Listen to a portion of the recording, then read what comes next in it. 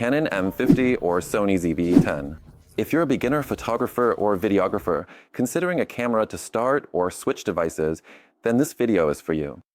I want to clarify that this isn't a complete camera comparison. Specs like sensor type and shutter speed won't be compared here. Or stabilizer, I'll share my experience with cameras from a user's perspective. How well planned is a specific function here, what is convenient, what is missing, what I liked. And I have collected a whopping 12 of these points. I started by choosing these cameras to shoot videos for YouTube, Reels, and for my video courses.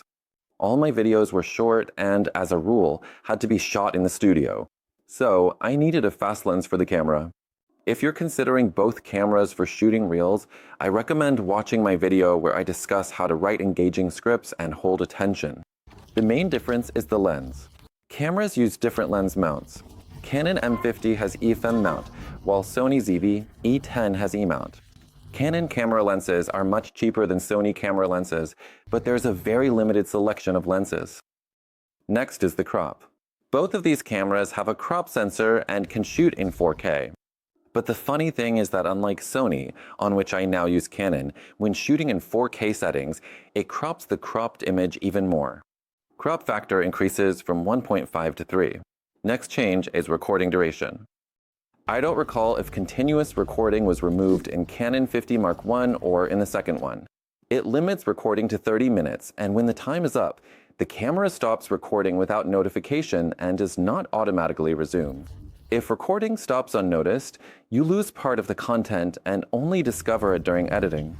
Another distinction is that the battery compartment in the Canon camera is positioned adjacent to the tripod mount. So, if we attach the plate here and then during operation want to replace the battery or retrieve the card, in order to do this, we need to remove the plate that blocks the battery and memory compartment. Another difference is that the Sony camera has the option to use a dummy battery.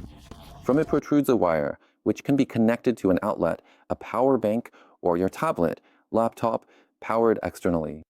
Canon lacks compartment and battery. Custom solutions may exist, e.g. modifying cover and using Chinese battery, but Sony camera is well designed with special rubber plug for this purpose, which helps to route the wire from the internal battery to an external device and power it. The next difference is the number and difference of ports.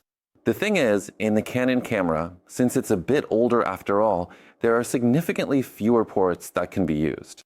The Canon camera has a mini USB and mini HDMI. USB and mini HDMI.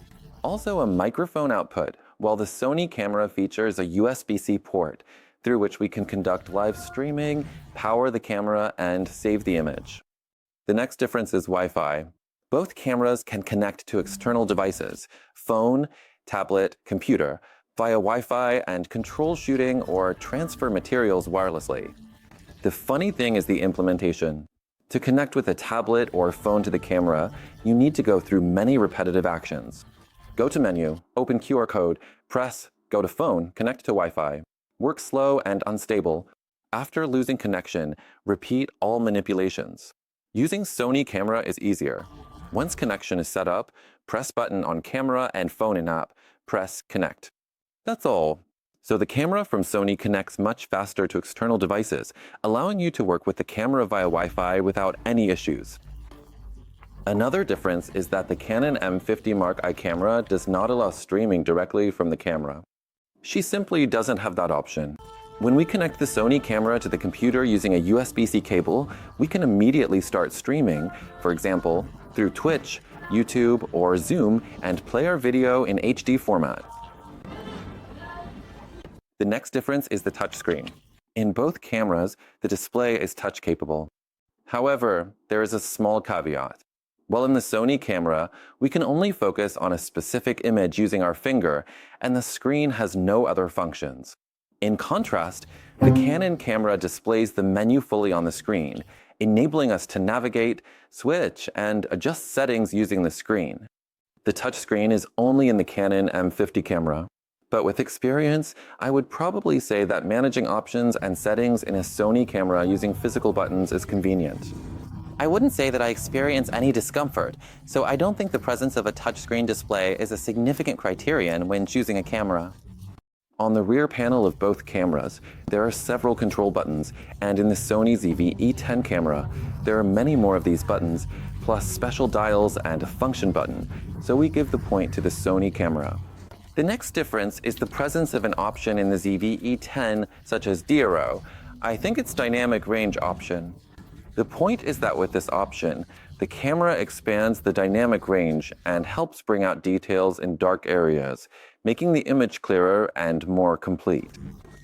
Canon doesn't have such an option. The ZV-E10 camera has no drawbacks, contrary to initial perception. I've compiled downsides and things I disliked in this video, so if interested, ensure to come and check it. Another cool feature of the Sony ZV-E10 camera is the presence of S-Log.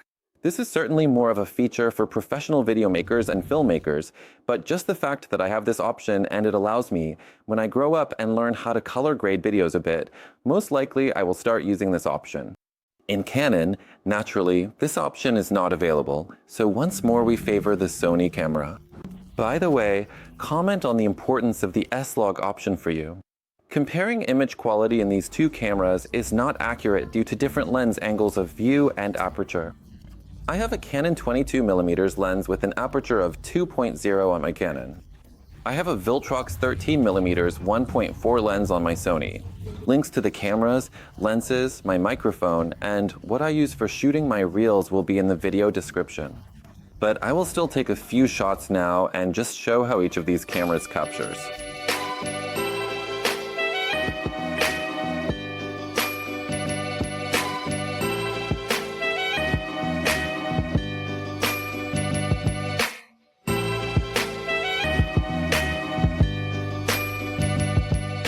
For camera, lens, user experience queries, feel free to comment.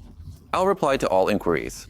If you found it helpful, be sure to subscribe for more interesting content.